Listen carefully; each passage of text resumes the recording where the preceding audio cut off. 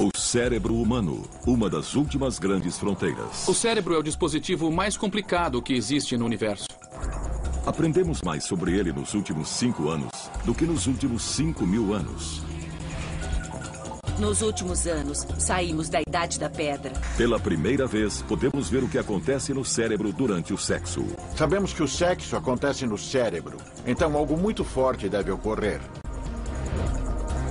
O que torna alguns cérebros maus. Eu fiz uma lista. Limpar o quarto, parar de sair com mulheres, parar de matar. E existe mesmo a percepção extrasensorial. A tecnologia finalmente está desvendando os segredos do cérebro e explicando o comportamento humano. 3, 2, 1, até mais! Uhul!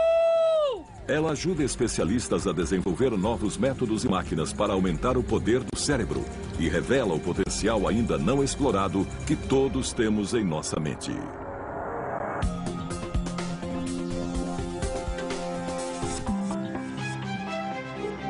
O cérebro. O cérebro controla todos os aspectos da vida dos seres humanos. Ao longo da evolução humana, dobrou de tamanho.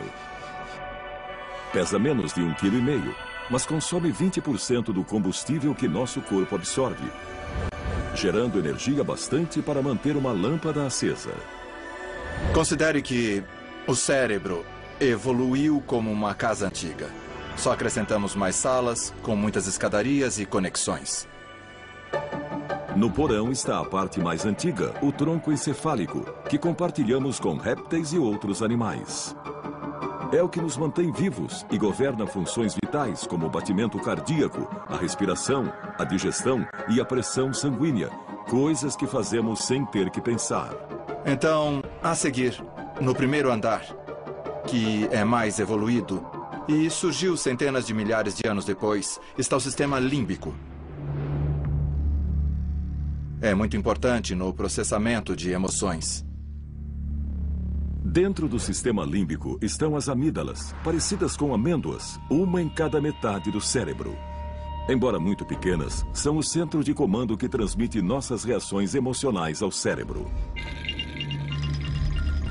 Dentre essas, uma das mais simples e fortes é o medo, uma emoção primitiva que todos sentimos. Uma das regiões do cérebro mais relacionadas com o medo seria a amígdala.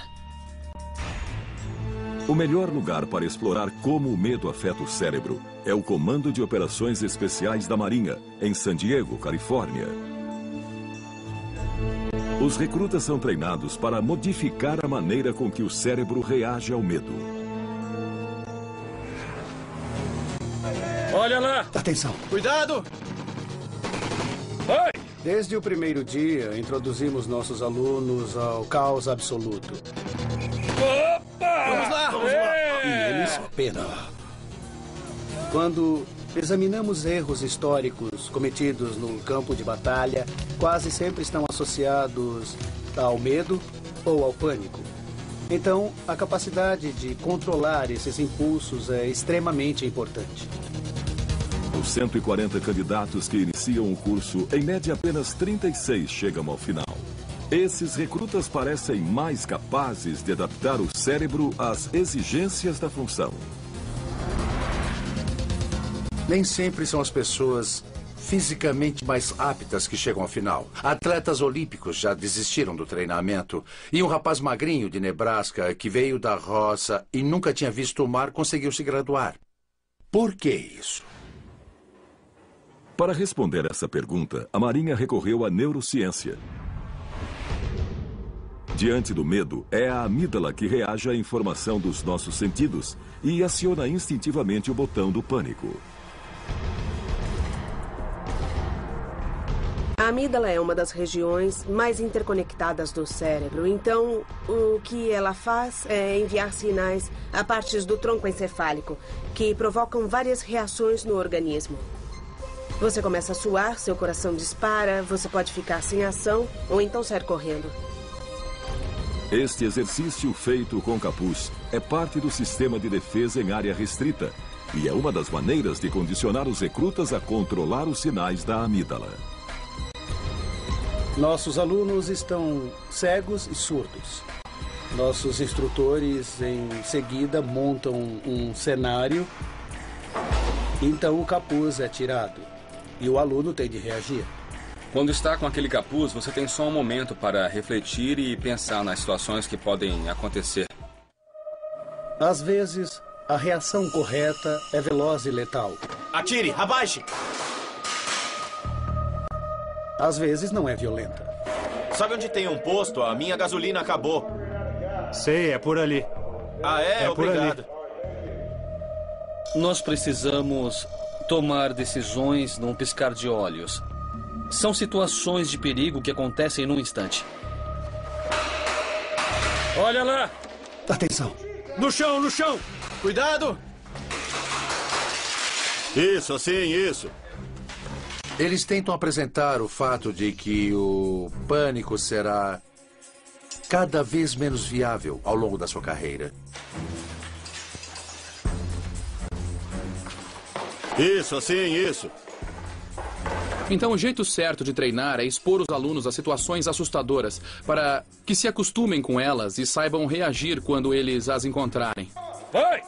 Constantemente expostos a situações assustadoras, os recrutas aprendem a reprimir o medo que poderia fazê-los reagir de maneira errada e acabar morrendo. Mas como o cérebro deles faz isso?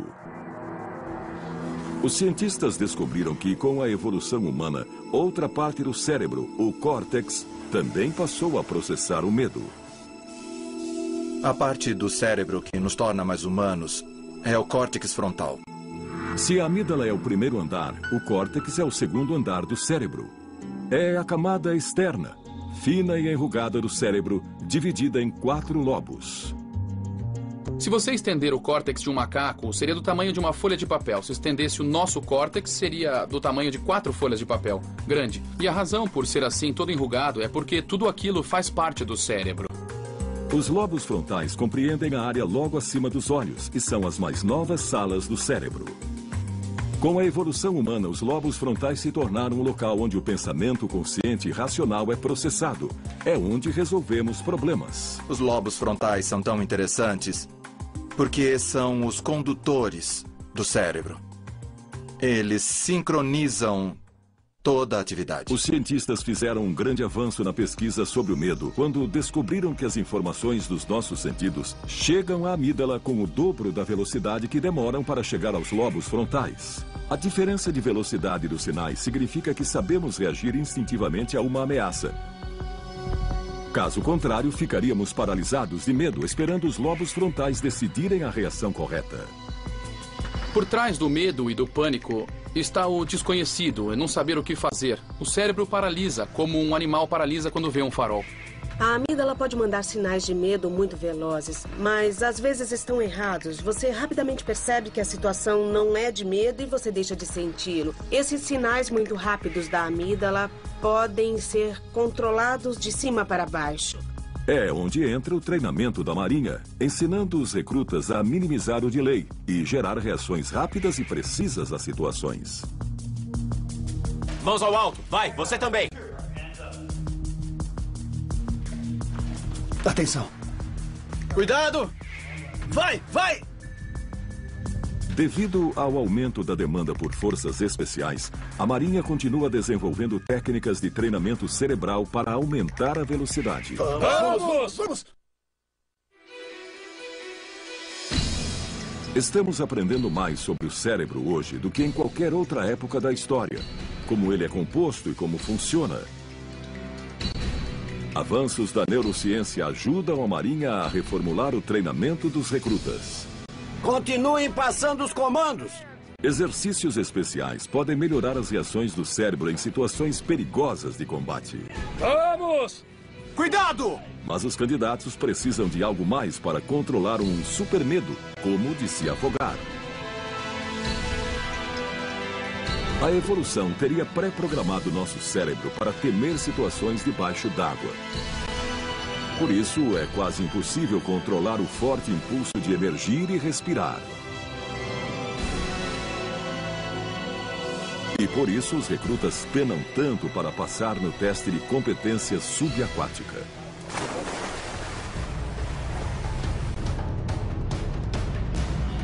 Esse teste é muito importante para a carreira deles.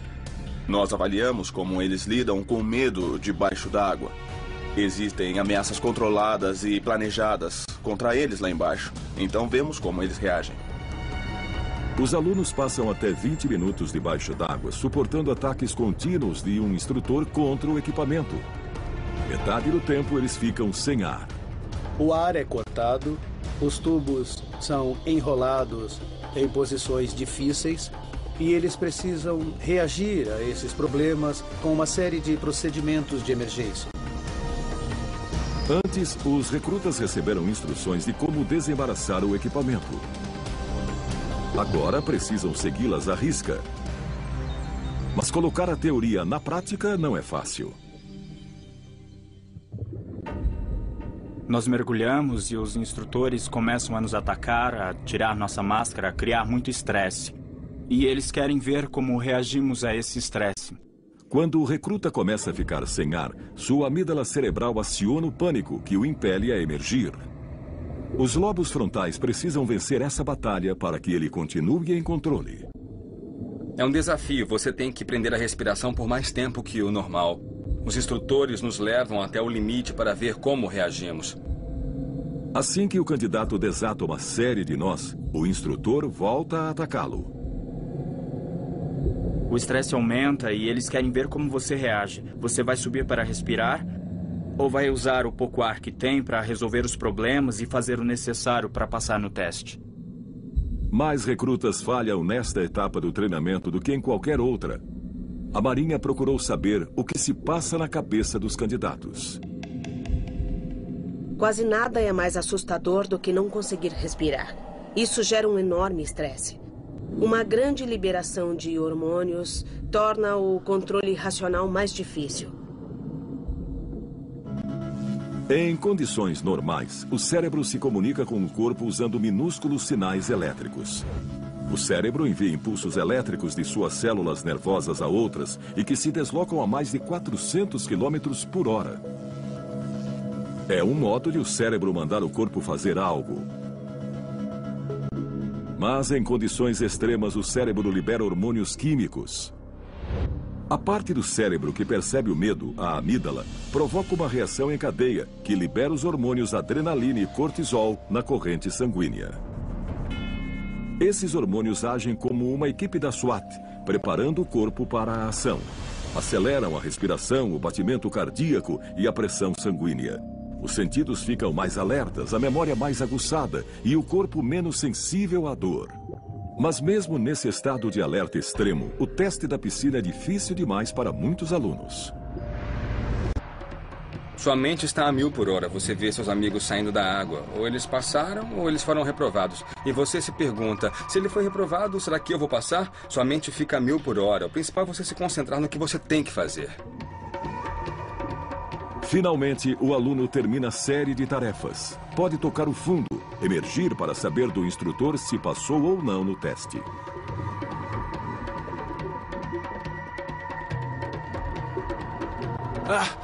Eu estou bem! Poucos candidatos passam na primeira vez. Podem fazer 4 tentativas e a cada uma, a tensão aumenta. Geralmente, o candidato não passa por causa do pânico, por perder o controle debaixo d'água. Para alguns alunos, esse é o fim. Eles são excluídos do treinamento por mau desempenho. A Marinha queria ajudar os bons candidatos que tinham potencial para vencer esta etapa crucial do treinamento. Isso! Vai! Muito bem! Após consultar especialistas, eles criaram um revolucionário programa de resistência mental. Uma série de técnicas para aumentar a capacidade de controlar o medo, mesmo nas situações mais extremas.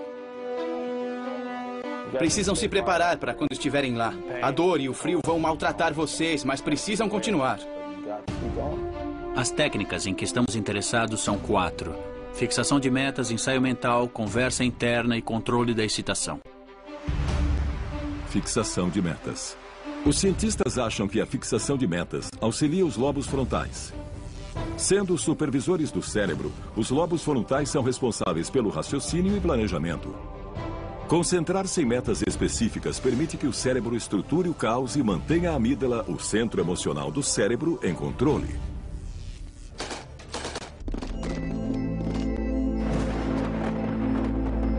Eu acordava e dizia, vou resistir até o café da manhã. Depois dizia, vou resistir até o almoço. Depois dizia, vou resistir até o final desta tarde. Eu precisava dividir o dia em etapas. A segunda técnica, ensaio ou visualização mental, implica pensar continuamente numa atividade, para que seja mais natural quando for realmente executá-la.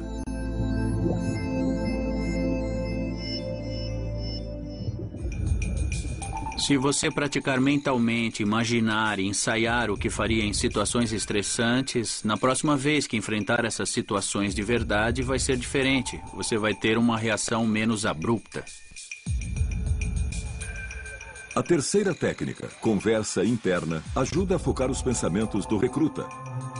Em média, as pessoas falam consigo mesmo a um ritmo de 300 a 1000 palavras por minuto. Se essas palavras forem positivas em vez de negativas, posso em vez de não posso, ajudarão a suprimir o sinal de medo enviado pela amígdala.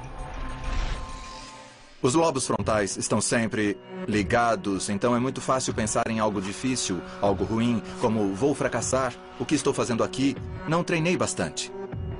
O que fazemos é tentar substituir pensamentos ruins por pensamentos bons. 1, 2, 1, 2! A última técnica, controle da excitação, baseia-se na respiração. Respirar lentamente de propósito combate alguns dos efeitos do pânico. Expirar longamente, em particular, imita o processo de relaxamento do corpo e envia mais oxigênio ao cérebro para que possa funcionar melhor. Respirar é ótimo para se concentrar, mas somente até certo ponto, porque ao reagir ao medo, o cérebro estará acelerado.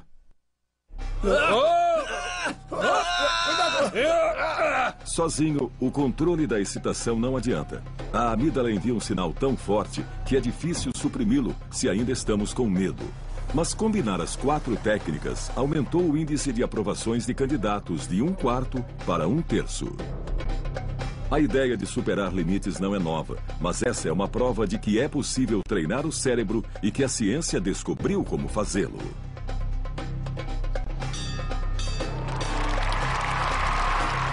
Isso remonta a tradições guerreiras muito antigas, em que eles transcendiam as limitações que pensavam ter. Vai, vai! Muito bem! Agora sou uma pessoa diferente. A autoconfiança aumenta muito. Você vê coisas e faz coisas que nunca teria imaginado antes. Mas não é só no campo de batalha que a neurociência exerce um grande impacto. Também desvenda segredos fascinantes sobre o que acontece entre 4 paredes. O cérebro desenvolveu o medo para nos afastar do perigo, mas também nos equipou com um forte impulso sexual para garantir a sobrevivência da espécie. Ter um orgasmo é uma das experiências humanas mais poderosas, então entrar na mente e descobrir exatamente como o cérebro produz esse êxtase avassalador é emocionante. Na Holanda, o neurocientista Gert Hofstede abre novos caminhos para essa pesquisa ao revelar pela primeira vez o que acontece no cérebro de homens e mulheres durante o orgasmo. Há 15 anos não era possível, mas hoje, com as novas tecnologias de imagem, é possível ver o que está acontecendo. Para isso, ele precisa de casais voluntários. O homem ou a mulher recebe um traçador radioativo de oxigênio e é estimulado pelo cônjuge até chegar ao orgasmo. Enquanto isso, apoiam a cabeça num aparelho de tomografia por emissão de pósitrons. O aparelho mede apenas o fluxo sanguíneo. Mede o sangue que vai para diferentes partes do cérebro. O cérebro possui quilômetros de vasos sanguíneos. Quando as células nervosas disparam, precisam de muito sangue rico em energia e oxigênio. Caso contrário, precisam de muito pouco. Vemos quais as regiões do cérebro que participam da ejaculação e do orgasmo. Além da óbvia dificuldade dos voluntários em atingir o orgasmo num laboratório, também há um limite de tempo. O traçador de oxigênio tem meia-vida de apenas 2 minutos. Acho que seria difícil ter um orgasmo nessas circunstâncias, em qualquer uma delas. No mundo todo, a maior parte da nossa vida sexual é privada, ao contrário de quase todos os outros animais. Felizmente, 11 homens e 13 mulheres conseguiram se manter dentro desse limite. E o que esse experimento inovador revelou foi uma espantosa diferença entre o cérebro feminino e o masculino durante o sexo. O resultado foi surpreendente. Examinando o cérebro masculino durante a ejaculação ou o orgasmo, vemos diversas partes ativadas. Durante o orgasmo masculino, o sangue jorra para o alto do tronco encefálico. Além de ser uma das partes mais antigas do cérebro humano, é a área que controla a liberação de dopamina pelo cérebro. A dopamina é um tipo de hormônio chamado neurotransmissor. Os cientistas sabem que a dopamina gera sensações muito fortes que associamos ao prazer. Ficou claro que a dopamina é liberada um pouco antes de estímulos tais como comida, sexo ou drogas. Então ela não é uma substância do prazer, e sim da expectativa. Então você recebe um fluxo de dopamina. A dopamina é a mesma substância que entra em ação quando a pessoa consome cocaína ou outros estimulantes. Então, é uma experiência avassaladora de êxtase e energia. O experimento mostrou que nos homens, o sangue se afasta de áreas do cérebro associadas à ansiedade. Mas outras áreas permanecem ativas. No homem, as amígdalas e outras regiões associadas à ansiedade e ao medo são desativadas. Não surpreende que outras partes do cérebro sejam desativadas e você não sinta ansiedade nem medo, você não pensa em nada a não ser no orgasmo. O Dr. Hostech descobriu que a experiência das mulheres é semelhante à dos homens. Mas o que surpreendeu é que várias áreas do cérebro feminino são desativadas durante o orgasmo. A desativação foi a descoberta mais importante. Nas mulheres, houve uma enorme desativação de todos os centros do cérebro associados à ansiedade, medo e prontidão. Aparentemente, elas se deixam levar. As mulheres podem até perder os sentidos durante o orgasmo, mas os homens não. Segundo os especialistas, essa diferença pode remontar à pré-história, quando éramos uma sociedade de caça e coleta. Isso pode ter um propósito evolucionário. Durante milênios, fizemos sexo nas savanas da África com animais perigosos por perto. Alguém precisava estar desperto para correr ou defender o grupo. E é lógico que os homens faziam isso, portanto, o cérebro feminino tende a apagar mais que o masculino. Em testes futuros, o Dr. Hostech pretende ampliar o tempo de observação do que acontece com o cérebro durante o sexo. Quer descobrir por que a sensação de euforia induzida pela dopamina passa tão rápido depois do orgasmo. Acho que haverá grandes diferenças entre homens e mulheres antes, durante ou após o orgasmo. Qual é exatamente essa diferença no cérebro? É o que eu quero saber. Além do sexo, a dopamina colabora para estimular o cérebro em vários tipos de atividades. Inclusive em algo que parece o oposto do sexo, que em vez de promover a vida, a põe em perigo.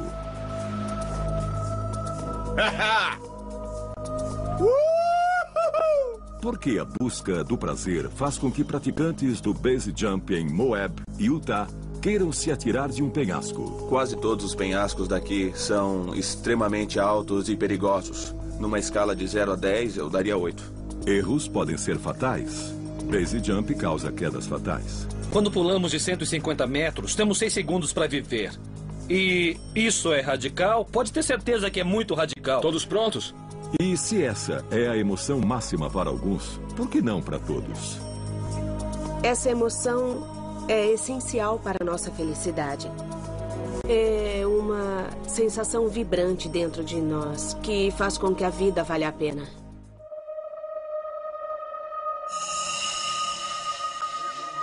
Segundo os cientistas, quando o praticante pensa em saltar, seu cérebro começa a liberar dopamina.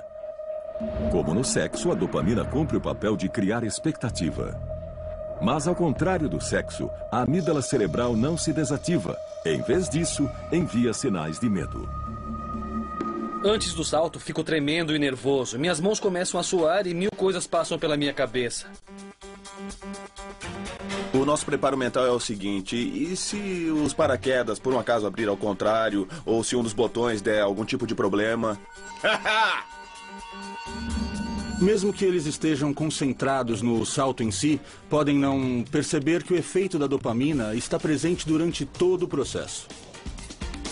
Checou os anéis? Chequei sim. Ótimo. Nenhum está torto? Krista Christensen é uma novata no base jump. Eu tô me sentindo agitada, o meu coração tá batendo mais rápido, porque aquela checagem significa que tá chegando a hora. 3, 2, 1 e até mais. Ai, eu tô tão nervosa. É diferente de tudo que eu já fiz na minha vida, principalmente porque eu tenho medo de altura.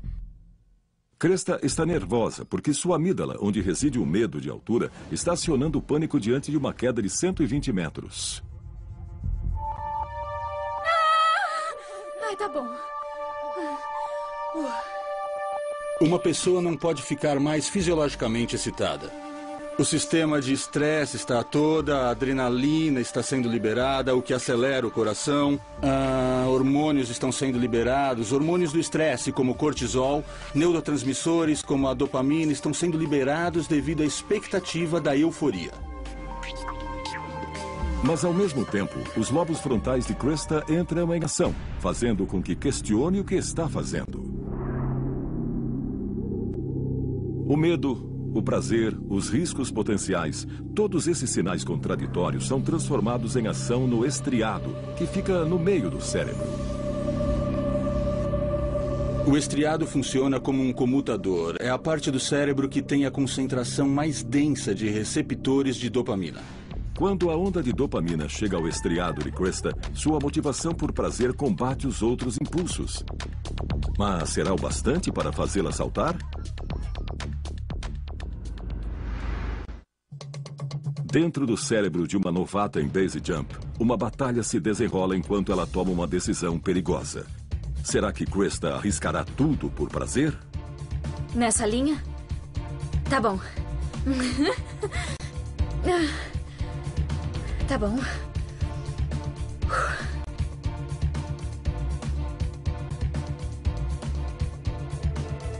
Vai.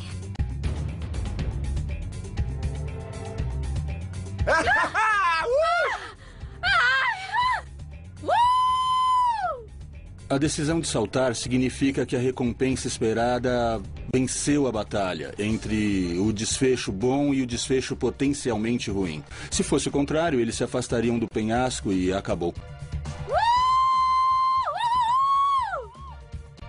Foi incrível demais. Eu quero subir e saltar de novo. Eu vou dobrar o paraquedas.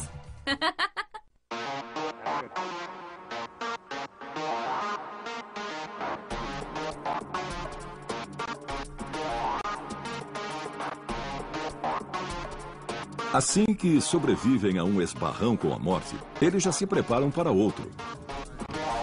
Estão sempre querendo encontrar novos locais, com perigos inéditos e condições mais difíceis. Segundo os cientistas, há um motivo para isso. O que acontece com o cérebro quando ocorrem contatos contínuos como prazeres, seja comida, bebida ou até mesmo sexo, é que a dose de dopamina diminui a cada vez. É cada vez menos prazer pelo dinheiro. O que, para caçadores de emoções, significa praticar uma atividade totalmente nova ou correr riscos cada vez maiores com a habitual. A novidade é uma grande estimuladora da dopamina. Então, no caso do base jump, essas duas coisas são combinadas de fato, maximizando a reação de prazer. Por isso, acaba sendo viciante. Os praticantes parecem concordar. Mantendo o esporte novo e diferente, mantemos a emoção. Tem gente que salta uma vez, acha perigoso demais e desiste. Mas a maioria continua e salta pelo menos uma vez por semana ou até mais. Mas pouquíssimas pessoas abraçam o base jump.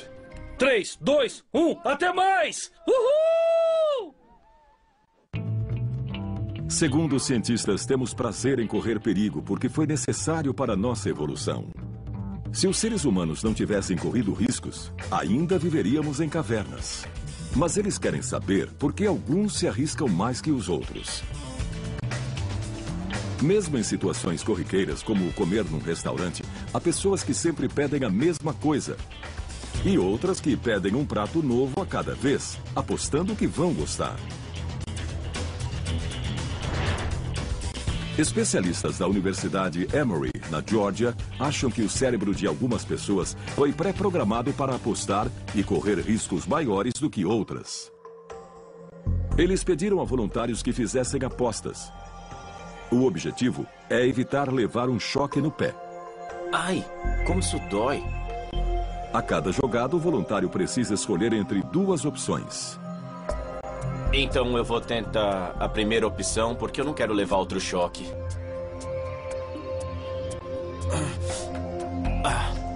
Eu levei outro choque. Quando o teste é feito num aparelho de tomografia, o Dr. Greg Burns monitora a atividade cerebral para ver quanta dopamina é liberada antes de cada decisão. Estamos vendo traços que provavelmente são códigos genéticos. As pessoas têm a tendência biológica de liberar mais ou menos dopamina em resposta ao risco. E seus experimentos sugerem que as pessoas são coerentes ao tomar decisões. Ele até mesmo criou um programa de computador capaz de prever que opções as pessoas escolherão antes que o façam. Podemos fazer um modelo da reação cerebral às diferentes apostas. Chamamos de digital neural. Colocamos num algoritmo computacional e prevemos com alto grau de exatidão o que escolherão. Mesmo diferentes, parece que as pessoas possuem uma digital na tomada de decisões. Mas, segundo o Dr. Byrne, estamos longe de prever decisões complicadas. Uma coisa boa da neurociência é que, quanto mais nos aprofundamos na tomada de decisões, mais questões vêm à tona. Uma das questões que os cientistas estão estudando é como determinadas personalidades tomam decisões morais. Novas descobertas oferecem pistas para entender por que o cérebro de psicopatas permite que sejam cruéis. Todos fazemos algo errado de vez em quando. Na maioria das vezes, quando fazemos algo errado, nós não só sabemos como sentimos. Nós nos sentimos mal, sentimos culpa ou remorso. E essa é a sensação que impede que a maioria volte a fazer algo errado no futuro. Mas o que acontece quando alguém não sente culpa ou remorso? E nenhum conflito em sua mente os impede de cometer, repetir e até apreciar atos que, para nós, são de um horror indizível. Homens como Ted Bundy, que matou pelo menos 35 mulheres. Jeffrey Dahmer, que torturou 17 homens e meninos até a morte. E Joel Rifkin, que espancou e estrangulou 17 mulheres. Os cientistas estudam esses arquétipos vivos do mal. Digamos que foi Ted Bundy quem me motivou a ingressar nessa carreira. Ted Bundy morou na minha rua. Na minha infância, eu ouvia histórias sobre tudo que ele fizera. Todos ficavam perplexos. Surpreso? Não sei, não sabia o que esperar. Eu nunca fui pra cadeia, nunca fui preso. Combinei as duas coisas que eu mais queria entender. Como o cérebro funciona em pessoas normais e em criminosos, em psicopatas. As pesquisas sugerem que uma pessoa em cada 100 é psicopata. A maioria não é do tipo violento. Ainda mais raros são os que se tornam assassinos em série. Mas todos têm traços em comum. Ted Bundy exemplifica quase todas as características de um psicopata. Era muito falante e superficial, muito charmoso. Persuadia muita gente. Chegou a se casar na prisão mais tarde. Ninguém imaginava que ele fosse capaz de matar a sangue frio. Segundo o Dr. Kent Kill, a principal característica do psicopata é a falta de consciência. Ele dizia, não entendo por que tanto alvoroço por causa disso. Bundy e Dahmer morreram, mas Joel Rifkin continua vivo e atrás das grades no norte de Nova York. Você sentiu culpa depois desses homicídios? Não, na verdade não. Depois de um homicídio ou dois, eu me senti mal, mas não culpado de verdade. Eu teria que me importar, mas não me importei. Isso é que é triste. Queremos entender por que não conseguem perceber que estão praticando esses horrores e prejudicando os outros.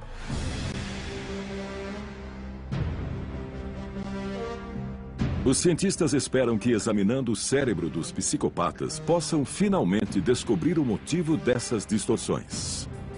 No passado, Joel Rifkin já foi um pobre bebê inocente, com um lindo sorriso no rosto. Não tinha sequer uma gota de maldade, ou será que tinha?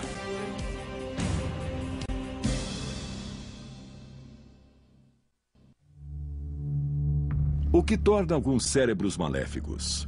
A resposta pode estar em experimentos inovadores realizados nas prisões do Novo México. Os cientistas estimam que 1 em cada 20 detentos tenha um distúrbio de personalidade que pode ser psicopata. Então, o que não faltam são casos para a pesquisa do Dr. Keel. Ele pretende desenvolver novos tratamentos, mas para isso, ele precisa descobrir qual a diferença desses cérebros. A meta ideal é ajudar a reduzir o impacto dessa doença, não só sobre o indivíduo, mas sobre a sociedade. Primeiro, ele entrevista os prisioneiros para identificar os que possuem tendências psicopatas. Vamos conversar sobre vários aspectos da sua vida. Vamos começar falando da escola, do seu trabalho, da sua família, das suas atividades criminais e de coisas que você fez. Os psicopatas têm traços comportamentais muito parecidos. Teve problemas na infância? O tempo todo. Eles têm temperamento impulsivo e nômade, mudam de um lugar para outro, de uma relação para outra. São sexualmente promíscuos e tendem a arranjar confusão. O tempo todo.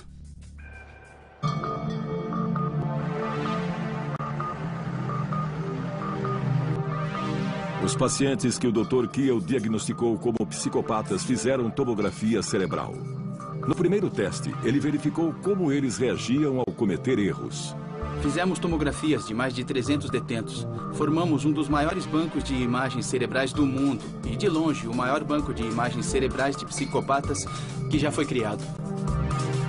Bom, este daqui é o ímã. Agora ele está parado, mas vai fazer muito barulho.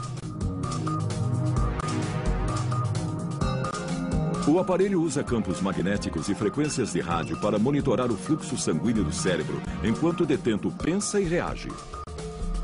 Nesse teste, você vai ver uma série de X e Ks na tela. Quero que você aperte o primeiro botão com o indicador direito sempre que um X aparecer na sua tela, mas não aperte quando um K aparecer na sua tela, tudo bem? Tudo bem.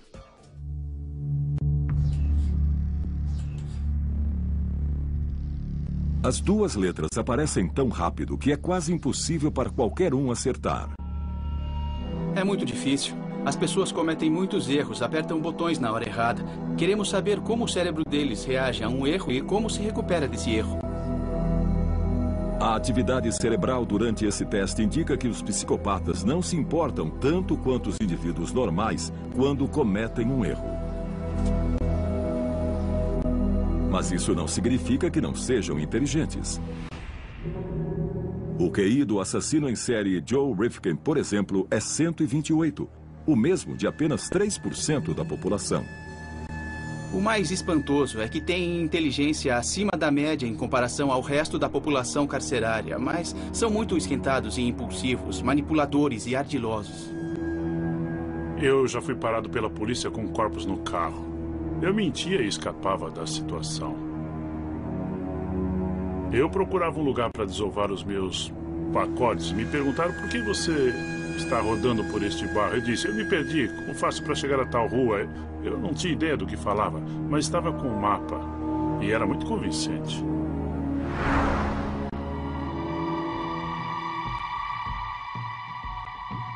No segundo teste, os detentos do Novo México tiveram de apontar fotos que fossem imorais. Um delito moral é quando uma ação ou uma atitude é considerada errada. Você deve decidir com base em seu próprio sistema de valores morais e não no que acha que a sociedade considera errado. Está me entendendo? Estou. Tudo bem. Tentamos entender como os detentos processam informações com valor moral. Diferentes sistemas cerebrais decidem se algo é uma violação moral ou não. E se esses sistemas se desenvolveram normalmente nos detentos psicopatas.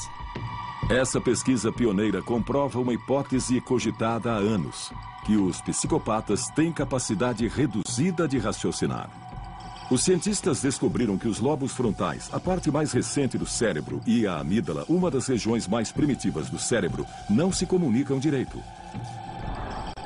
E num estudo recente, o Dr. Adrian Raine descobriu que o cérebro dos psicopatas é fisicamente diferente. Conseguiu provar pela primeira vez que a amígdala deles é cerca de 17% menor que da maioria. É mais uma peça crucial do enigma de por que os psicopatas não temem cometer atos cruéis. Os psicopatas sabem que é errado matar. E por que matam? Porque eles não têm a noção do que é moral. Eu nunca cravaria uma faca em você porque eu mesmo sentiria, experimentaria a dor, sinto empatia, posso me colocar no seu lugar. Assassinos como Joel Rifkin não sentem. Ele matou as prostitutas porque não se importava com o sofrimento de ser estrangulado. O que você sentia quando as estrangulava? Eu ficava muito concentrado no que fazia.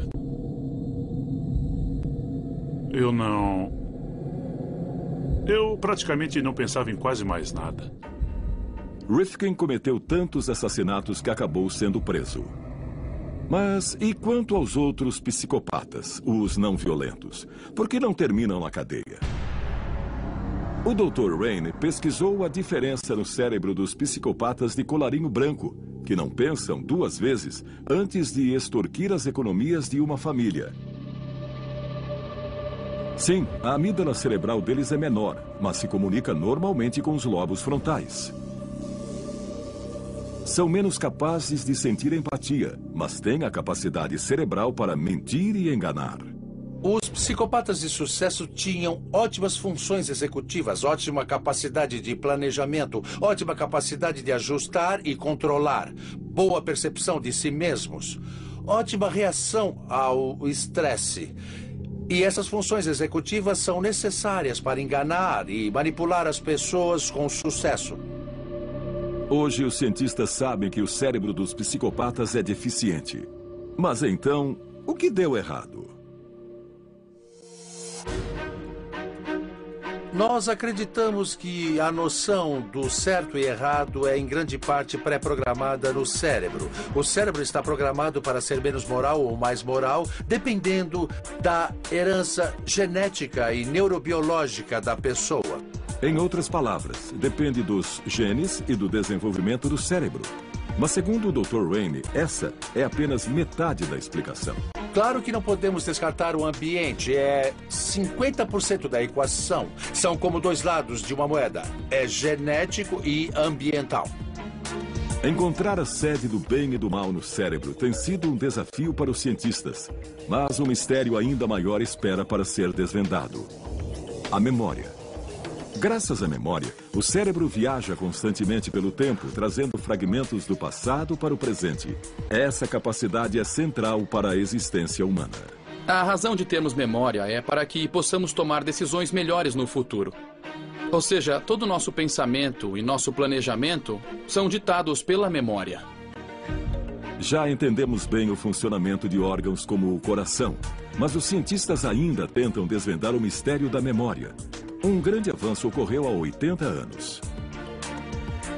Nos anos 20, o neurocientista Carl Lashley ensinou ratos a andar num labirinto. Depois, danificou partes dos cérebros deles para ver onde estava armazenada a memória do labirinto. E o que ele descobriu? Que não estava armazenada em lugar algum. É um sistema em rede e é extremamente complicado. De fato, o sistema é tão complexo que os computadores mais velozes não chegam nem perto da capacidade de armazenamento do cérebro, que os cientistas estimam conter 10 trilhões de bytes de memória. O cérebro é o dispositivo mais complexo que existe no universo. Tem 10 bilhões de células só no córtex, que é a parte externa. E só num pedaço pequeno do córtex, 1 milímetro cúbico, há mais conexões do que estrelas na Via Láctea. Todas essas conexões tornam o cérebro capaz de armazenar e recuperar enormes quantidades de dados de maneiras espantosas. Talvez a mais incrível e radical seja a chamada memória fotográfica ou mnemônica. Quando estudamos visão e memória na neurociência, ficamos fascinados pelos chamados mnemonistas. Eles têm uma memória incomparável. Lembram de tudo o que aconteceu. O artista britânico Stephen Wiltshire tem essa extraordinária capacidade. É capaz de lembrar de paisagens urbanas complexas e de reproduzi-las em detalhes. Para criar mais uma obra, ele subiu ao topo da Tower Bridge para ter uma visão de Londres. Ele só precisa de poucos minutos, já que sua memória visual da cena nunca se apagará. Eu fico aqui olhando os prédios e os arranha-céus. Eu gosto de ficar uns 20 minutos e depois desenhar de memória. Para entender como é prodigioso o dom de Stephen, vamos lembrar como a visão funciona. A visão é processada no fundo do cérebro, nos lobos occipitais ou córtex visual. Os 2 olhos fornecem um campo de visão de 200 graus. São capazes de detectar 2.300 milhões de tons diferentes de cor. E, segundo os especialistas, enviam 72 gigabytes de informação por segundo para o cérebro, o equivalente a 18.000 faixas num iPod. Em sua galeria, Stephen começa a desenhar o que viu. Ele utiliza várias áreas do seu cérebro. Seus lobos parietais, em particular, agem para controlar sua manipulação do espaço e a coordenação mão-olho. A comparação com a paisagem revela a precisão sobrenatural do desenho. Em pouco mais de 1 hora, ele recriou o panorama. A obra será vendida por $4.000. O talento de Stephen é quase sobre-humano. Mas seu dom tem um custo. Ele sofre de síndrome de Savant, ou seja, seu cérebro se desenvolveu de modo diferente. A maioria não tem a capacidade que ele tem porque o cérebro está fazendo milhares de outras coisas. Estamos pensando na carreira, na hipoteca, no futuro, o que comprar no supermercado e assim vai. E, portanto, a rede neural se divide em várias tarefas diferentes. No cérebro de um savant, toda a rede neural está devotada para uma só coisa, como resolver um cubo mágico ou tocar piano. Por isso, ele tem deficiências em outros aspectos da vida, por exemplo, na capacidade de socializar. Gênios como Leonardo da Vinci, Mozart e Monet tinham uma memória incrível e especula-se que também eram autistas.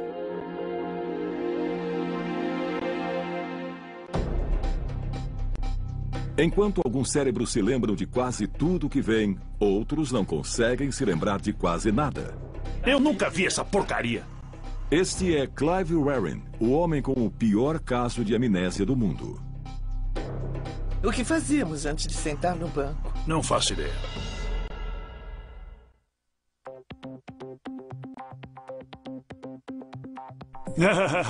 Olá! Clive Warren já viu a mulher Deborah várias vezes hoje, mas sempre que a encontra, parece que a vê pela primeira vez. Clive tem o pior caso de amnésia do mundo. Seu intervalo de memória é de 30 segundos, no máximo.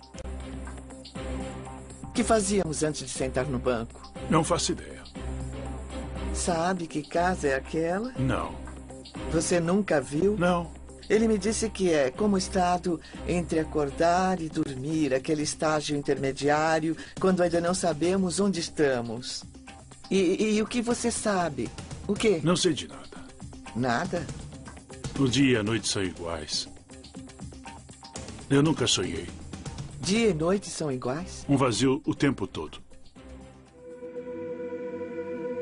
Clive era um aclamado maestro e musicólogo britânico, até que uma infecção viral se transformou em encefalite. Quando a inflamação aguda diminuiu, seu cérebro tinha sofrido uma séria lesão.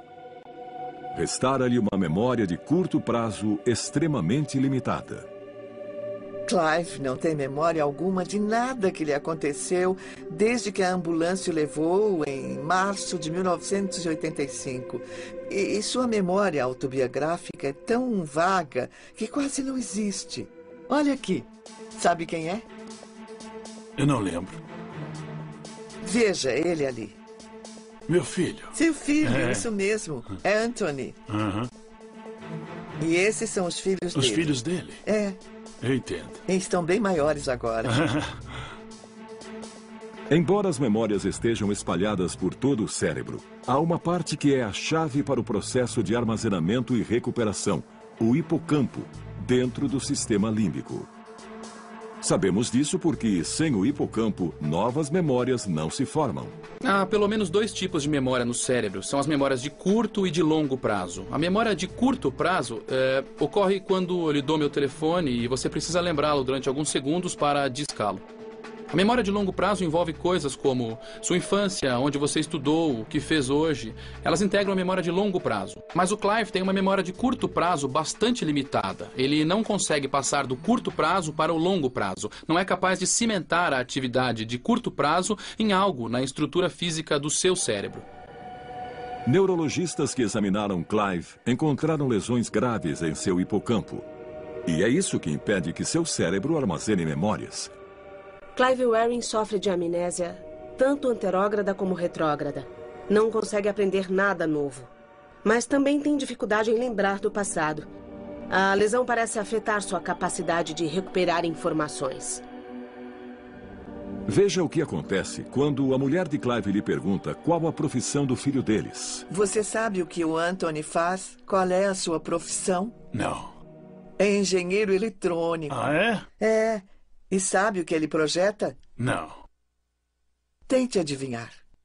Eu não faço ideia. Sinto muito. Motores de carro. Motores de carro? É, motores elétricos. Olha, que ótima ideia. É. Não tem os gases nocivos do motor a gasolina. Isso mesmo, Aquela não foi tem. uma ideia muito desastrosa. Foi mesmo. Muito. Foi. Você conhece alguém que projeta motores elétricos para carros? Não. Não conhece ninguém? Não. Seu filho faz. Ah, sei. É, ele faz. E ele tem sua própria empresa. Ah, muito bem. É. Você sabe o que ele... Você lembra o que ele faz na vida? Não, ainda estava na escola a última vez que eu me lembro. Clive é um caso tão especial porque, embora não lembre detalhes sobre sua família, consegue recordar outras coisas. O fato de sua linguagem estar tão preservada e ele ser articulado significa que a memória associada tanto à fala quanto à construção de palavras está separada da memória episódica, o que ele fez, os fatos sobre sua vida. Tipos diferentes de memória estão armazenados em locais diferentes do cérebro. Segundo os especialistas, a memória da linguagem pode residir num dos lobos temporais, responsável pelo som e pela fala, no lado esquerdo do cérebro. O mais incrível é que Clive ainda consegue tocar piano. Sua memória dos procedimentos para tocar piano do lado direito do cérebro está intacta.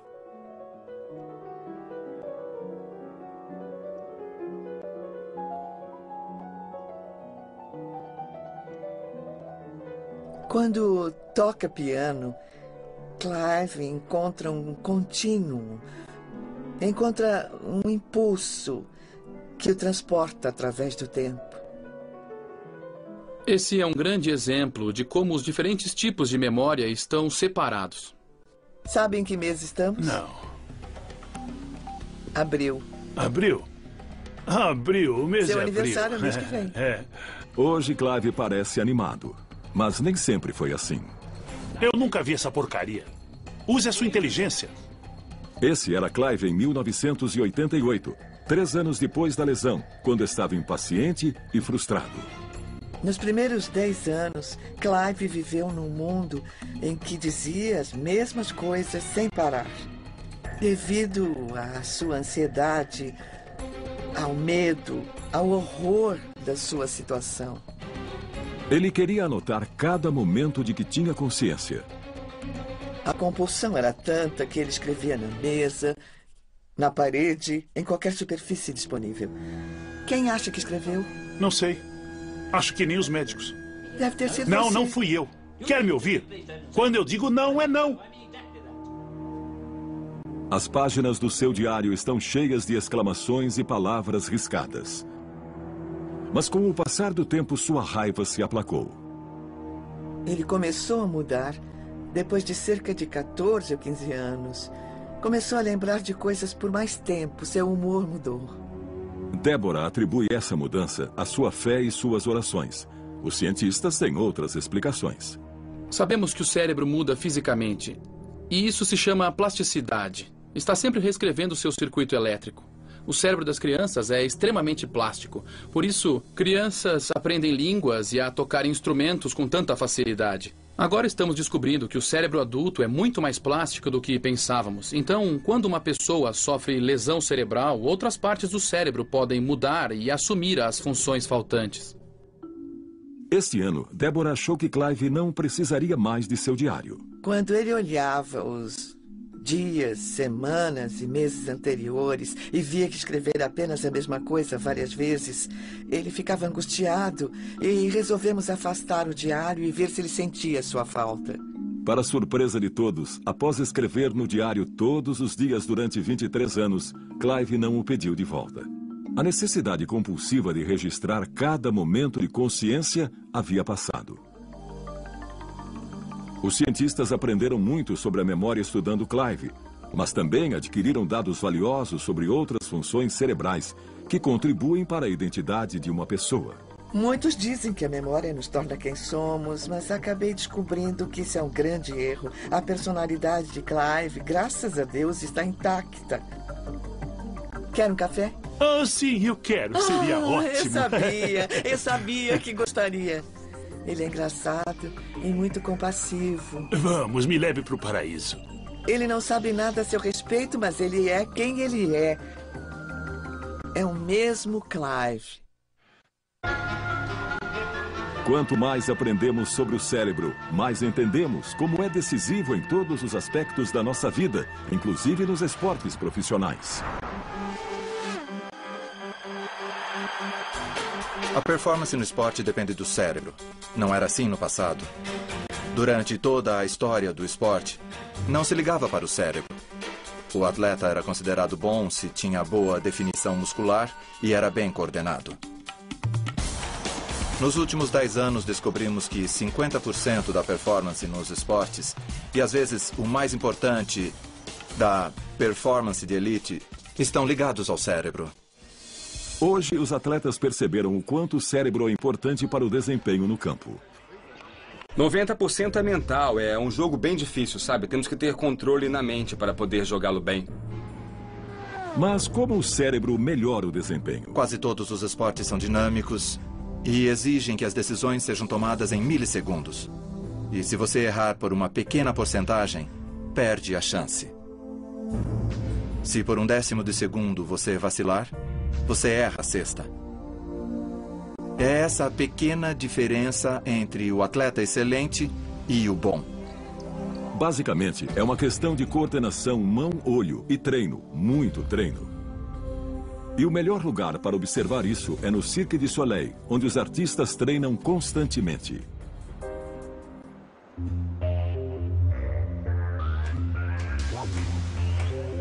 Usamos os lobos frontais para aprender como executar uma atividade, mas a área do cérebro que mais se beneficia com o treino é o cerebelo, no fundo do cérebro. O cérebro é como uma casa antiga, com novos cômodos acrescidos lentamente com o tempo. O tronco encefálico é o porão, porque evoluiu primeiro. Em seguida veio o cerebelo. É uma parte antiga do cérebro situada no primeiro andar depois do porão. É quase totalmente responsável pelo movimento, a complicada sequência de movimentos. O cerebelo envia sinais a 100 bilhões de células nervosas do corpo, que, por sua vez, dizem aos músculos o que queremos que façam. O lobo frontal monitora a atividade, mas na maior parte do tempo se afasta e permite que o cerebelo e o resto do cérebro se envolvam com esse comportamento que foi treinado tantas vezes. Os cientistas acham que os lobos frontais simplesmente não conseguem acompanhar o processamento de informações necessário para desempenhar uma tarefa de alto nível. Por isso, o cerebelo assume com sua memória de procedimento a mesma que Clive Rearing usa para tocar piano. A ideia é que você pode ir até um arquivo e pegar uma memória motora que você já praticou. E hoje se sabe por que a prática leva à perfeição.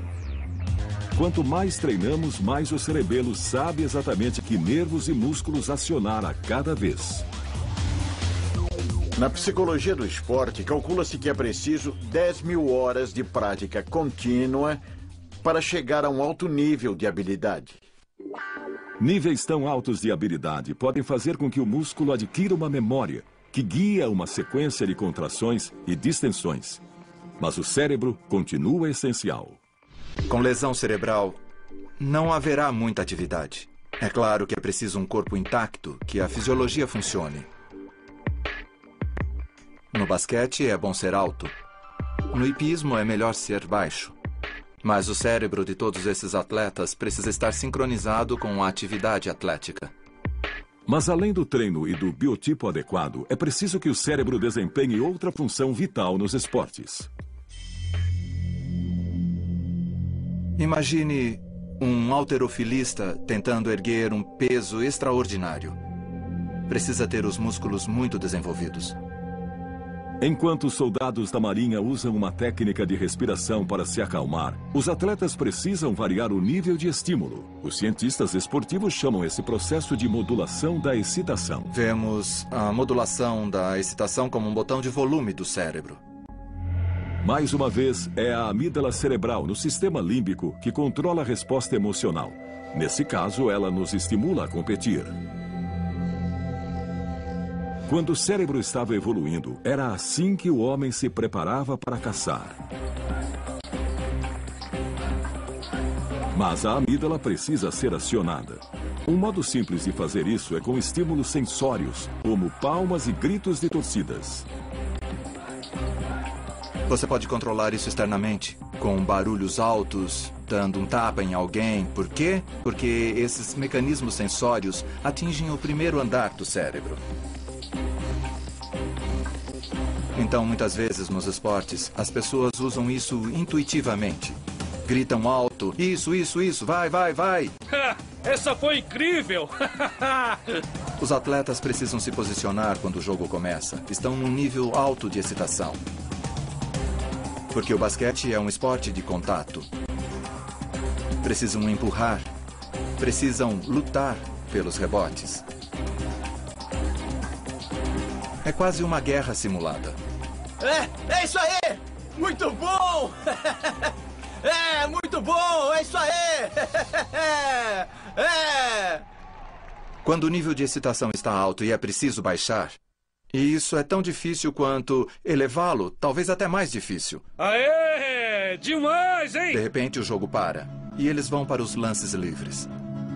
O jogador precisa se acalmar e se concentrar em poucos segundos. Dentro do cérebro do atleta, os lobos frontais precisam suprimir rapidamente a reação da amígdala para acalmar as emoções, relaxar o corpo e baixar o batimento cardíaco para que ele tenha mais chances de acertar a cesta.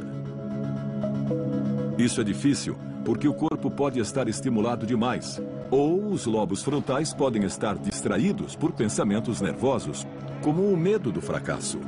Se esses pensamentos forem muito fortes, podem voltar ao sistema límbico e acionar o sentimento de medo. Isso tornaria extremamente difícil se concentrar para desempenhar uma ação complicada. É uma situação chamada de ansiedade de desempenho.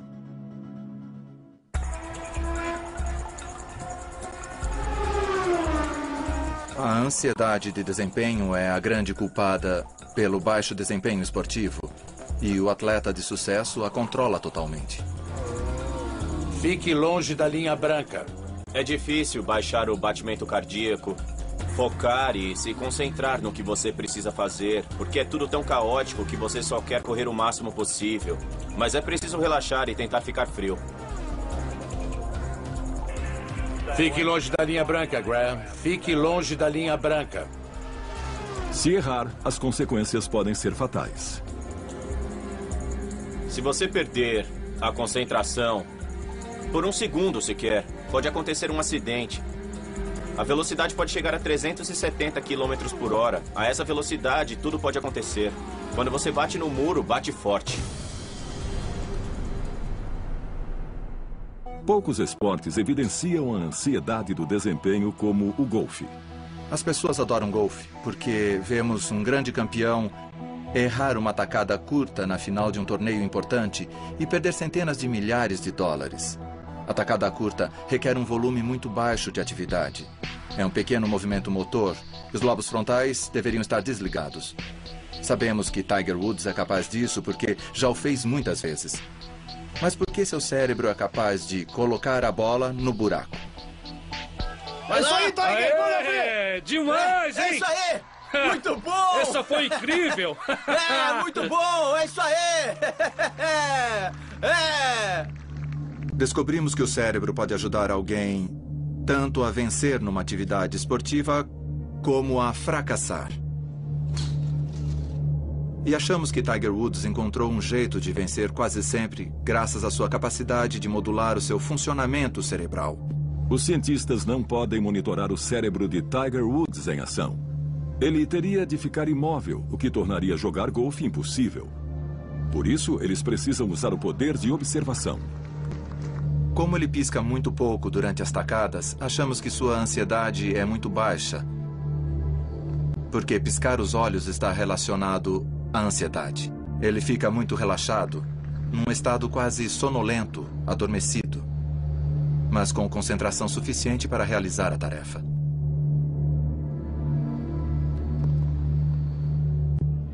Atletas chamam essa sensação especial de entrar na zona, quando seus movimentos parecem fluir sem esforço consciente. É a combinação suprema de prática envolvendo o cerebelo, concentração dos lobos frontais e baixa ansiedade da amígdala cerebral, no sistema límbico. É realmente difícil entrar nessa zona. Eu acho que se eu conseguir controlar a minha respiração, se eu conseguir torná-la mais lenta, conseguirei desacelerar o meu coração. Quando isso acontece, eu fico totalmente consciente de tudo e os 5 sentidos agem da melhor maneira possível. Segundo os cientistas, o cérebro se concentra tanto que consegue bloquear ou ignorar qualquer dado irrelevante. Cérebro e corpo começam a agir em perfeita sincronia. Não apenas os atletas, mas todas as pessoas querem entrar nessa zona. É uma coisa tão admirável conseguir focar todo o cérebro em uma só tarefa que, quando você faz isso, coisas incríveis acontecem. Você pensa e toma decisões com maior clareza. Quando estou nesse momento, tudo ao meu redor se torna lento e eu posso controlar o que eu penso, o que eu vejo, quais pensamentos entram na minha mente. E é isso que me dá a maior chance de sucesso. Esse pode ser o modo máximo de controle do cérebro sobre o corpo. Mas para alguns, a capacidade do cérebro vai mais além. Fui puxado para cá. É a ideia de que o cérebro tem um sexto sentido. Tá me dizendo para falar ou de Staten Island? É onde eu moro. Certo, eu vou te dizer exatamente o que ele tá me mostrando. Você passa por uma ponte, por um pedágio e pega a primeira estrada à esquerda. Eu moro. Tá certo.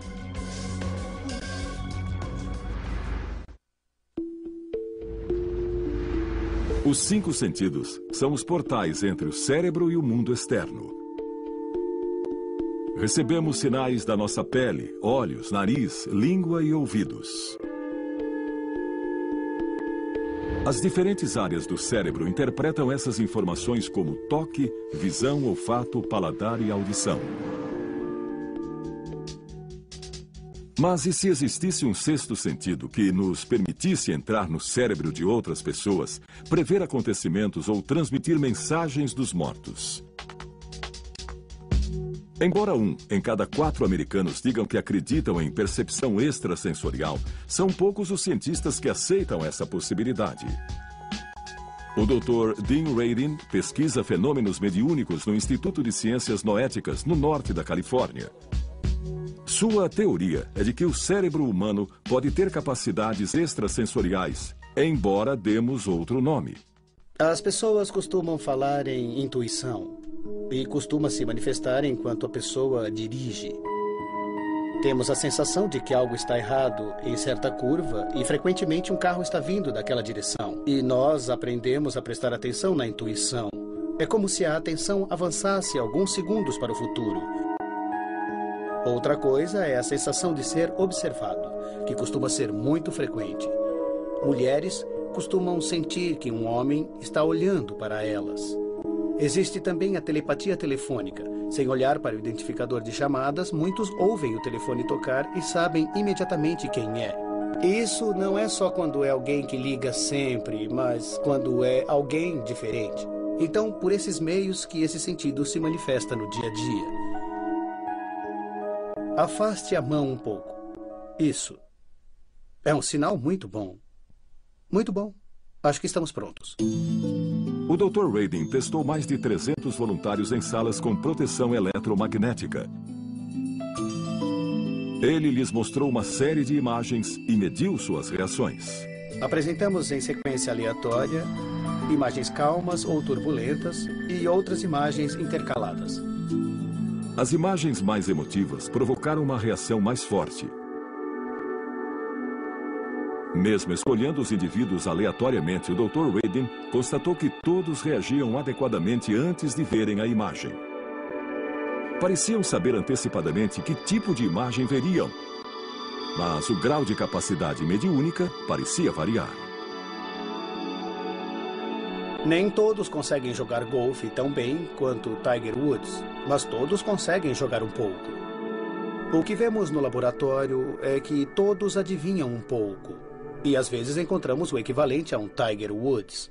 Alguém está dizendo que foi enterrado com chiclete. Alguém disse isso. Enterrou alguém com chiclete? Por favor, no microfone. O sucesso do médium John Edwards na televisão sugere que ele está na categoria Tiger Woods. Na história da ciência, já erramos muitas vezes. Achávamos que a Terra fosse plana, estávamos errados. Pensávamos que o Sol girava em torno da Terra, estávamos errados. Achávamos que os objetos físicos fossem sólidos e estáticos, sabemos que estávamos errados. Então, o meu ponto de partida, quando alguém diz que é um médium ou um curandeiro, eu sempre digo que não sei, talvez seja, talvez não. Mostre-me os dados, estou aberto. Você colocou alguns chicletes? Ele e sua antiga secretária mascavam o mesmo tipo de chiclete e colocamos no caixão com ele. 2 chicletes? Eu acho que era uma embalagem individual.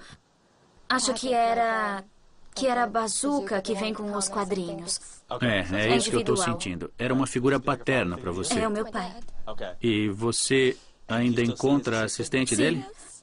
Ele quer que você brinque com ela. Tipo, ela não podia ter colocado mais? Ou o pacote todo? Nós podemos dizer que geralmente os médiuns procedem tentando conseguir pouco a pouco o máximo de informações. Estou sentindo que ele já havia morrido. Já. É isso? Já. Não porque a comunicação seja fragmentada, mas porque ele só consegue pegar pedacinhos. É como quando a conexão do celular está ruim e só conseguimos ouvir pedaços do que estão falando. Muitos perguntam onde estão eles, como faz isso? Eu digo, onde fica a internet? É um lugar que existe, mas não dá para ir lá fisicamente. É preciso ter um condutor de algum tipo de conexão, é preciso estar conectado de alguma maneira. Alguém está com uma rã de plástico? Foi puxado para cá. Vocês aí estão a salvo, vocês aqui, não. Quando faço um evento, eu sou puxado para um lugar na sala, para um grupo específico. Meu sobrinho pediu de Natal uma rã de brinquedo e então o pai dele faleceu. O pai dele faleceu antes do Natal? Sim. Quando eu ouço algo, não ouço com os ouvidos. Parece que vem de fora de mim, mas é como se eu ouvisse. Não. John foi um dos muitos médiuns que concordou em passar por testes científicos na Universidade do Arizona. Você vai vestir uma touca com 19 eletrodos. Fiz 3 experimentos com o John Edward, um mais controlado do que o outro. No mais controlado de todos, os médiuns e os voluntários foram submetidos a eletroencefalogramas e eletrocardiogramas.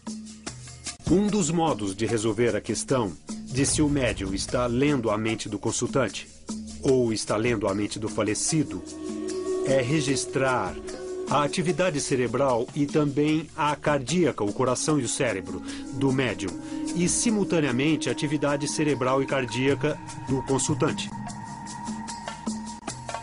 O médium não encontra com o voluntário e ficam separados por uma divisória.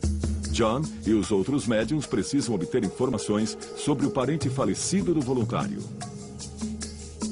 Vou dizer o que estou vendo, ouvindo e sentindo e pedirei que confirme simplesmente dizendo sim ou não. Tá bom. Bom, eles estão pedindo que eu fale sobre uma figura masculina ao seu lado. Pode ser seu marido ou um irmão que partiu. Está entendendo? Estou sim. Na verdade, são 2, são 3. Eu sentei com algumas pessoas e não consegui ouvir nada. Sabe, eu não ouvi absolutamente nada. Eles quiseram saber o porquê. Eu disse, eu não sei. Talvez seja eu não sei. Então eu tirei 0 nessa. Às vezes, John consegue informações corretas. Ou o consultante acha que ele estava errado e depois vê que estava certo. Ou o consultante não sabe a resposta, precisa entrar em contato com amigos e parentes e então descobre que ele estava correto. E vimos isso no experimento também. O índice de acertos de John variou entre 80% e 90%. E os aparelhos mostraram que suas ondas cerebrais e seu coração não estavam acompanhando os dos voluntários. Descobrimos que o coração de John, na verdade, saía de sincronia com o do voluntário, o que significava que sua atenção estava em outra parte. Querem que eu fale de um cachorro que tem o nome de um cantor? Eu não sei o se... meu cachorro Jagger. Jagger? É. E ele está precisando de um banho. Ele está cheirando meio mal mesmo. Com base nos experimentos científicos que realizei com John, eu cheguei claramente à conclusão que John é um verdadeiro médium. Os chamados experimentos com o além continuam muito controvertidos entre a comunidade científica, em parte porque levantam mais perguntas do que as respondem. No momento, do ponto de vista científico, não sabemos como médiums verdadeiros como John Edward fazem o que fazem. A hipótese de trabalho que usamos no laboratório é a de que todos nós temos energia. Essa energia continua como a luz de estrelas distantes. E no caso de John e outros médiums, o cérebro e a consciência funcionam como uma antena e um receptor. O que eles fazem é aprender como captar os sinais que estão presentes, manter o ruído baixo e então receber esses sinais sutis. O conceito de que a realidade é um tecido conectado, do qual fazemos parte por estarmos aqui, é semelhante a algo como a força de Guerra nas Estrelas. Obi-Wan, algumas vezes, sente de repente uma perturbação na força quando um planeta explode. De certo modo, percebe ondas pelo espaço e tempo e consegue senti-las diretamente. O fenômeno chamado percepção extrasensorial provavelmente opera de modo semelhante. A física tem um nome para essa conexão à distância. Chama-se entrelaçamento quântico. No momento, é só uma teoria que está sendo aplicada a elétrons e moléculas.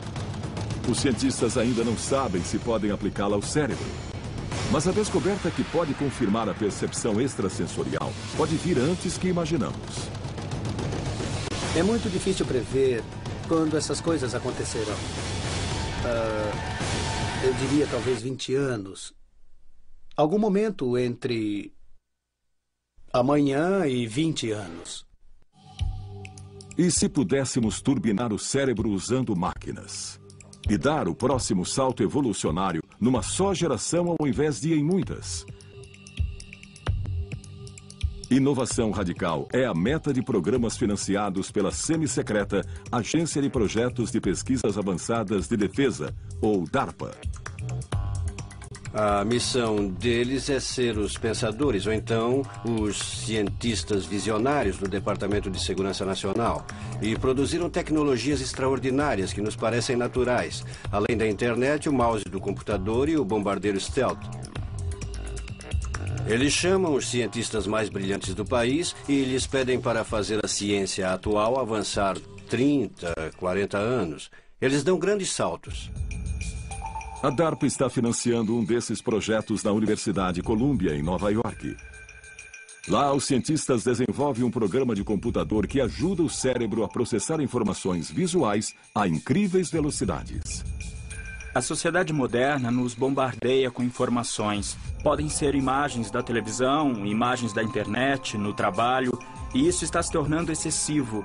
Precisamos saber com que imagens vale a pena perder tempo e quais podemos ignorar. A visão por computador acoplado ao córtex pretende aliar o melhor de dois mundos, a versatilidade do cérebro humano e a velocidade do computador. É difícil pedir a um sistema de visão computadorizada que encontre algo engraçado, fora do comum ou suspeito. É mais fácil para uma pessoa fazer isso. Mas os sistemas de visão computadorizada são muito rápidos. A questão é como tornar um processador visual humano mais rápido. Nesse exemplo, as imagens são de fotos aéreas de Seul, na Coreia do Sul. O analista procura heliportos. O método antigo e lento exigiria uma busca metódica por milhares de fotos individuais para marcar cada heliporto.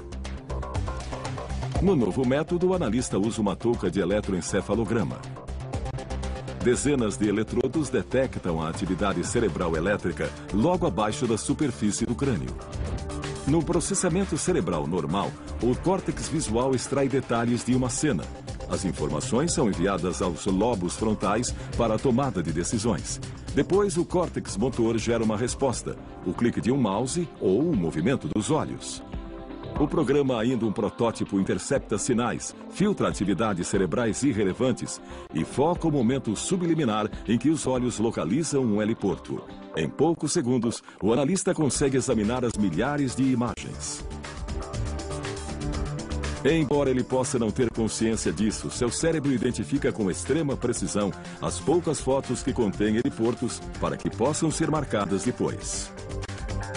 Essencialmente, vamos explorar os sinais envolvidos na decisão de que algo é interessante e, sem contar com a reação do indivíduo, usá-los para reordenar ou classificar os bancos de imagem para podermos aperfeiçoar a busca. Essa tecnologia que acelera a visão permite que o analista trabalhe 4 vezes mais rápido. Pode ser adaptada para ajudar pilotos de caça a tomar decisões em centésimos de segundos ou para melhorar o exame de fitas de segurança pela polícia. E há outras possibilidades, além da defesa e da inteligência. Uma interessante aplicação potencial em que há uma grande entrada de informações pode ser a bolsa de valores ou trading. Muitas vezes os corretores assimilam informações através de várias telas. Algo pode lhes chamar a atenção, mas eles não podem cuidar disso naquele momento. Então o corretor pode marcar a informação que chamou sua atenção para que possa ser processada por outra pessoa mais tarde.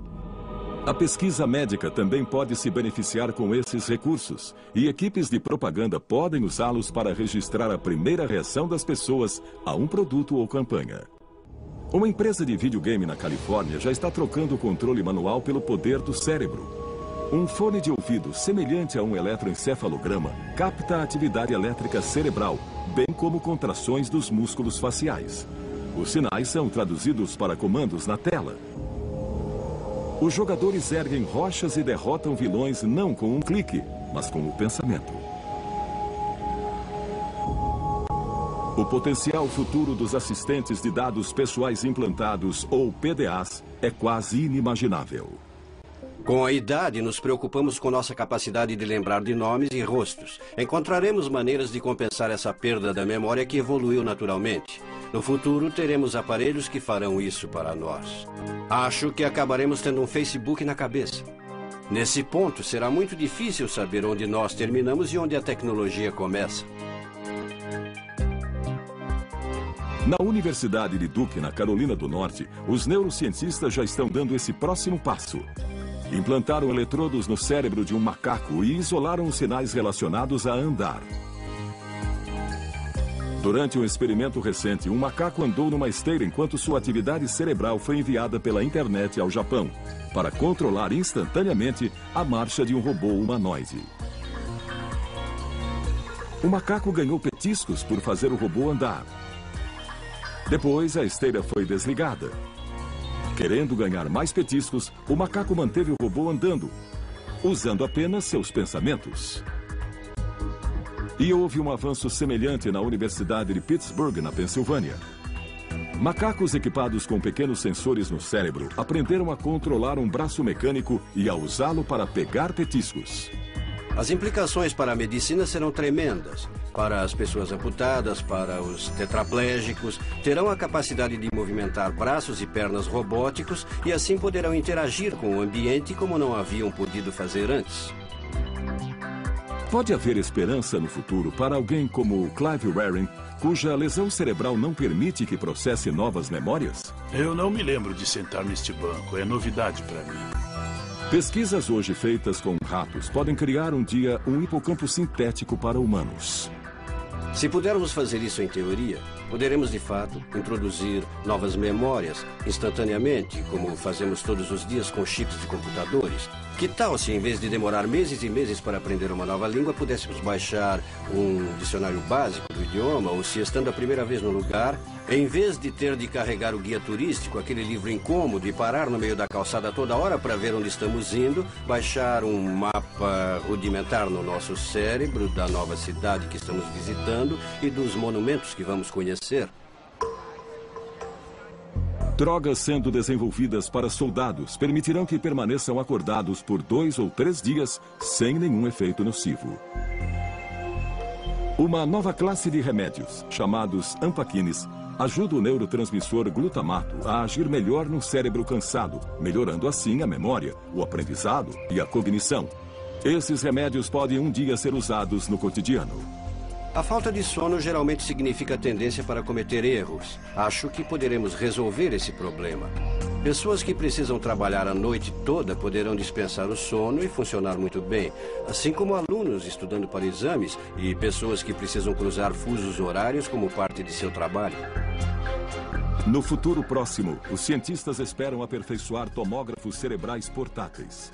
Diodos emissores e luz instalados numa faixa lançarão luz nos lobos frontais para detectar a atividade cerebral. Essa informação seguirá para uma unidade do tamanho de um baralho.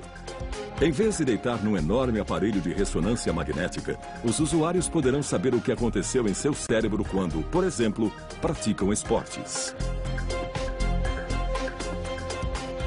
Poderemos examinar o cérebro de superatletas como Federer, ou Agassi, ou Tiger Woods, e ver que não são necessariamente diferentes anatomicamente, mas funcionalmente são diferentes na maneira com que processam informações. A segunda aplicação é que poderemos usar essa nova tecnologia para ajudar os atletas a desempenhar melhor até sua capacidade. Essa tecnologia de imagens ainda está engatinhando. É usada amplamente há menos de 20 anos, comparado com os mais de 100 anos do raio-x. Mas seu limite é a nossa imaginação. As imagens do cérebro que obtemos hoje são incríveis, mas ainda rústicas. Não são tão nítidas. Hoje estão dizendo, não seria ótimo se conseguíssemos imagens do cérebro mais refinadas, mais nítidas, mais profundas, mesmo a nível molecular? É a próxima fronteira dessa tecnologia. Já sabemos bastante sobre o cérebro, mas ainda resta muito a descobrir. Ainda há muitas questões em aberto sobre o cérebro e são surpreendentemente simples. Como a memória é armazenada? Como ela é reconstruída? Por que o cérebro dorme e sonha? O que é a inteligência? Por que as pessoas têm dons e talentos diferentes? Como nós percebemos o mundo? Como o cérebro representa o tempo? O que é a consciência?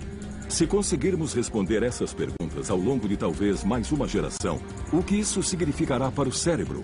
Um órgão tão complexo, mas ao mesmo tempo tão movido por instintos primitivos. Nós evoluímos num mundo muito diferente do mundo em que vivemos hoje.